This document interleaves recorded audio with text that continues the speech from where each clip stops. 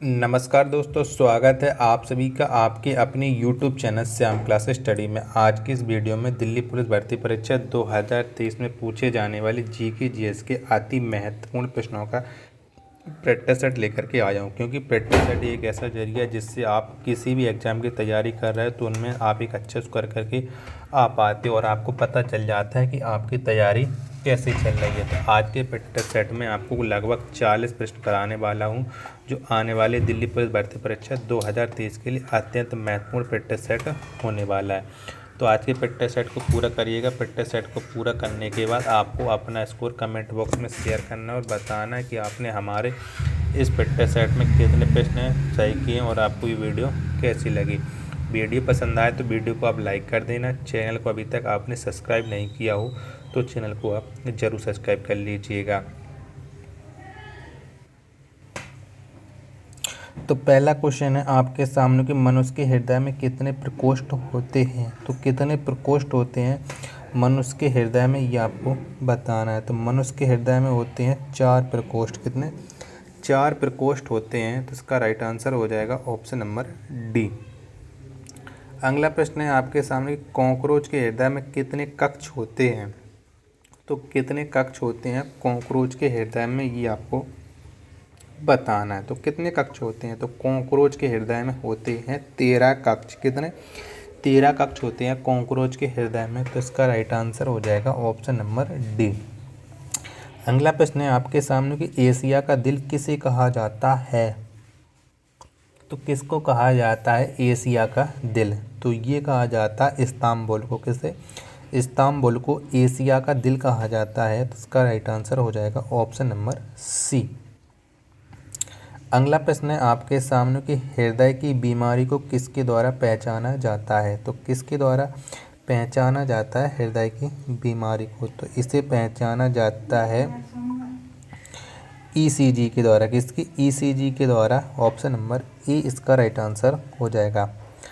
अगला प्रश्न है आपके सामने कि बालू पर उगने वाले पौधों को क्या कहते हैं। तो क्या कहते हैं बालू पर उगने वाले पौधों को। तो इसे कहते हैं सैमोफाइट। क्या? सैमोफाइट कहते हैं बालू पर उगने वाले पौधों को। तो इसका राइट आंसर हो जाएगा ऑप्शन नंबर सी। अगला प्रश्न है आपके सामने कि काकोरी कांड किस वर्ष हुआ था। तो कब हुआ था काकोरी कांड, ये आपको बताना है। तो ये हुआ था 1925 में। कब? 1925 में हुआ था काकोरी कांड। ऑप्शन नंबर ए इसका राइट आंसर हो जाएगा।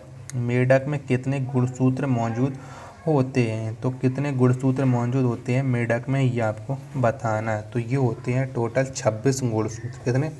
26 गुणसूत्र होते हैं मेढक में। ऑप्शन नंबर बी इसका राइट आंसर हो जाएगा।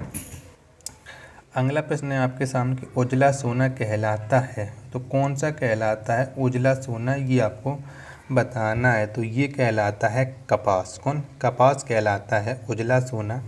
ऑप्शन नंबर सी इसका राइट आंसर हो जाएगा।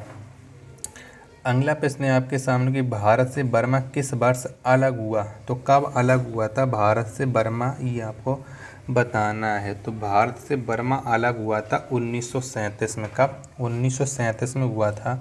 ऑप्शन नंबर ए इसका राइट आंसर हो जाएगा। नेक्स्ट प्रश्न है आपके सामने, गोल्डन पैगोडा मंदिर कहाँ स्थित है। तो कहाँ पर स्थित है गोल्डन पैगोडा मंदिर, ये आपको बताना है। तो ये स्थित है म्यांमार में। कहाँ पर? म्यांमार में स्थित है गोल्डन पैगोडा मंदिर। ऑप्शन नंबर बी इसका राइट आंसर हो जाएगा। अगला प्रश्न है आपके सामने कि समुद्री घास में क्या पाया जाता है। तो क्या पाया जाता है समुद्री घास में, ये आपको बताना है। तो पाया जाता है आयोडीन। कौन सा? आयोडीन पाया जाता है समुद्री घास में।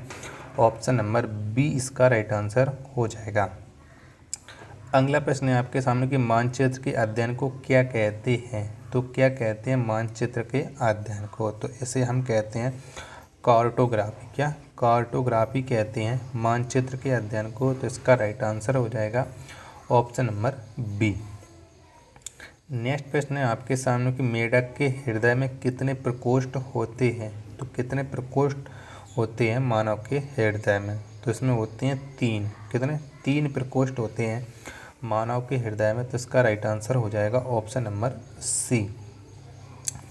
अगला प्रश्न है आपके सामने कि लाइसोसोम में कितने प्रकार के एंजाइम पाए जाते हैं। तो कितने प्रकार के एंजाइम हैं जो लाइसोसोम में पाए जाते हैं। तो लाइसोसोम में पाए जाते हैं 24 प्रकार के एंजाइम। कितने? 24 प्रकार के।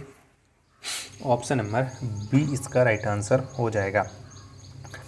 अगला प्रश्न है आपके सामने कि न्यूटन के किस गति नियम से बल का व्यंजक प्राप्त होता है। तो कौन से नियम से बल का व्यंजक प्राप्त होता है ये आपको बताना है। तो ये प्राप्त होता है न्यूटन के द्वितीय नियम से। ऑप्शन नंबर बी इसका राइट आंसर हो जाएगा।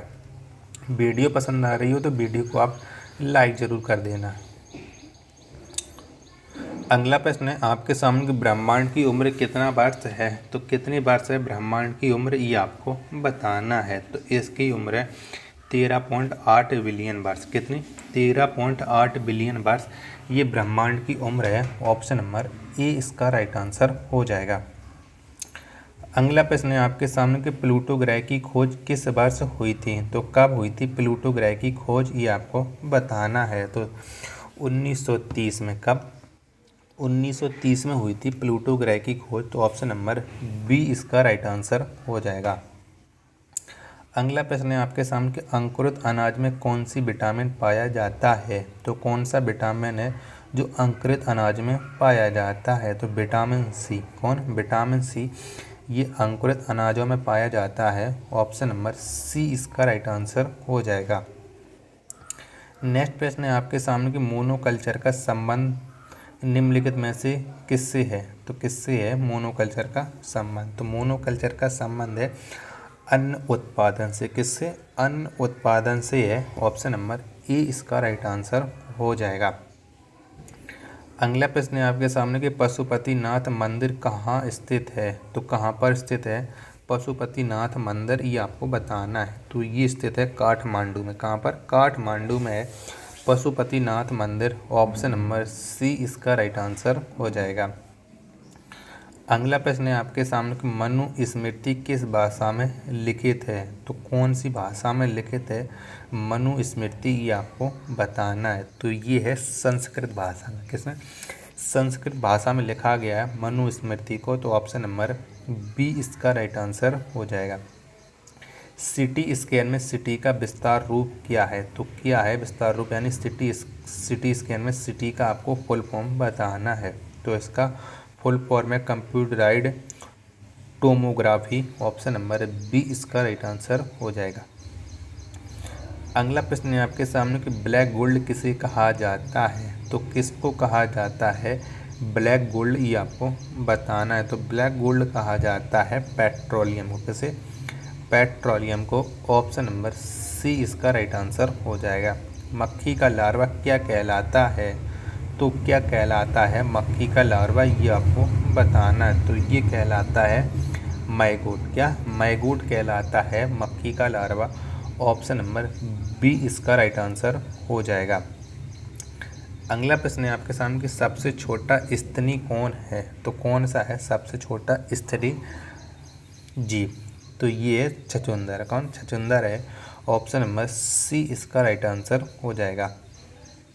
अगला प्रश्न है आपके सामने कि गीता का अंग्रेजी अनुवाद 1785 में किसके द्वारा किया गया था। तो किसके द्वारा किया गया था गीता का अंग्रेजी अनुवाद ये आपको बताना है। तो ये अंग्रेजी अनुवाद किया था चार्ल्स विल्किंस ने। किसने? चार्ल्स विल्किंस ने। ऑप्शन नंबर बी इसका राइट आंसर हो जाएगा।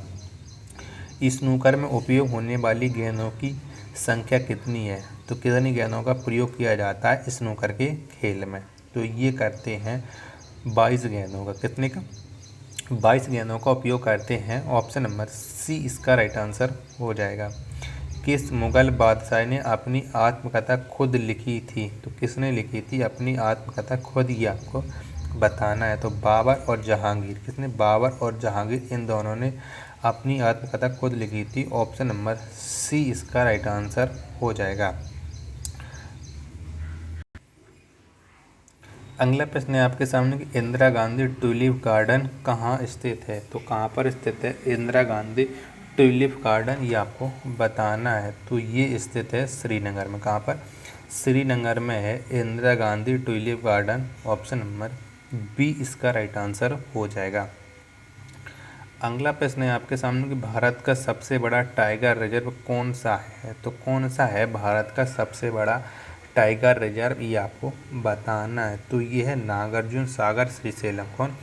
नागार्जुन सागर श्रीशैलम, ये भारत का सबसे बड़ा टाइगर रिजर्व है। तो ऑप्शन नंबर सी इसका राइट आंसर हो जाएगा। अगला प्रश्न है आपके सामने कि विश्व कैंसर दिवस किस तिथि को मनाया जाता है। तो कब मनाया जाता है विश्व कैंसर दिवस? तो ये मनाया जाता है प्रति वर्ष 4 फरवरी को। कब? 4 फरवरी को विश्व कैंसर दिवस मनाया जाता है। तो इसका राइट आंसर हो जाएगा ऑप्शन नंबर सी। अगला प्रश्न है आपके सामने कि नेत्र रोग का चिकित्सक क्या कहलाता है। तो क्या कहलाता है नेत्र रोग का चिकित्सक? तो ये कहलाता है अकुलिस्ट। क्या? अकुलिस्ट, ये नेत्र रोग का चिकित्सक कहलाता है। ऑप्शन नंबर बी इसका राइट आंसर हो जाएगा। अगला प्रश्न है आपके सामने कि न्यूटन की गति के किस नियम से बल की परिभाषा प्राप्त होती है। तो कौन से नियम से होती है बल की परिभाषा प्राप्त, ये आपको बताना है। तो ये होती है न्यूटन की गति का नियम प्रथम से।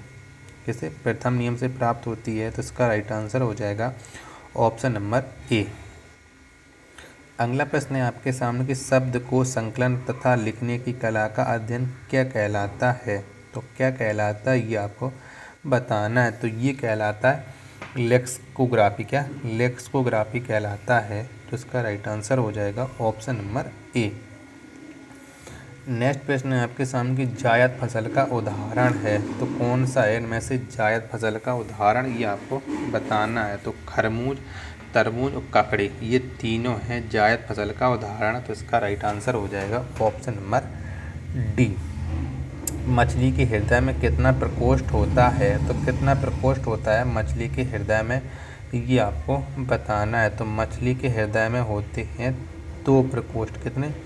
2 प्रकोष्ठ होते हैं। जिसका राइट आंसर हो जाएगा ऑप्शन नंबर बी। अगला प्रश्न है आपके सामने कि मस्तिष्क की बीमारी को किसके द्वारा पहचाना जाता है। तो किसके द्वारा पहचाना जाता है मस्तिष्क की बीमारी को? तो इसे पहचाना जाता है ईईजी के द्वारा। किसके? ईईजी के द्वारा मस्तिष्क की बीमारी का पता लगाया जाता है। ऑप्शन नंबर सी इसका राइट आंसर हो जाएगा। अगला प्रश्न है आपके सामने कि 1 ग्राम वसा से कितना कैलोरी ऊर्जा उत्पन्न होती है। तो कितने कैलोरी ऊर्जा उत्पन्न होती है 1 ग्राम वसा से? तो इससे होती है 9.3 किलो कैलोरी ऊर्जा उत्पन्न। ऑप्शन नंबर सी इसका राइट आंसर हो जाएगा। अंतरिक्ष में जाने वाली पहली चीनी महिला कौन है। तो कौन सी है अंतरिक्ष में जाने वाली पहली चीनी महिला? तो ये हैं लियू यांग। कौन? लियू यांग है। ऑप्शन नंबर बी इसका राइट आंसर हो जाएगा। नेक्स्ट और लास्ट प्रश्न है आज के प्रैक्टिस सेट का कि जब कोई व्यक्ति सो रहा होता है तब उसका रक्तचाप, तो कैसा हो जाता है उसका रक्तचाप, ये आप बताना है। तो उसका रक्तचाप घटता है। क्या सा? घटता है जब कोई मनुष्य सो रहा होता है। तो उसका राइट आंसर हो जाएगा ऑप्शन नंबर ए। तो आपको वीडियो पसंद आई हो तो वीडियो को आप लाइक कर देना। चैनल को आपने अभी तक सब्सक्राइब नहीं किया हो तो चैनल को आप जरूर सब्सक्राइब कर लीजिएगा। मिलते हैं अपन नेक्स्ट वीडियो तथा नेक्स्ट प्रैक्टिस सेट में। तब तक के लिए धन्यवाद। जय हिंद मेरे प्यारे साथियों।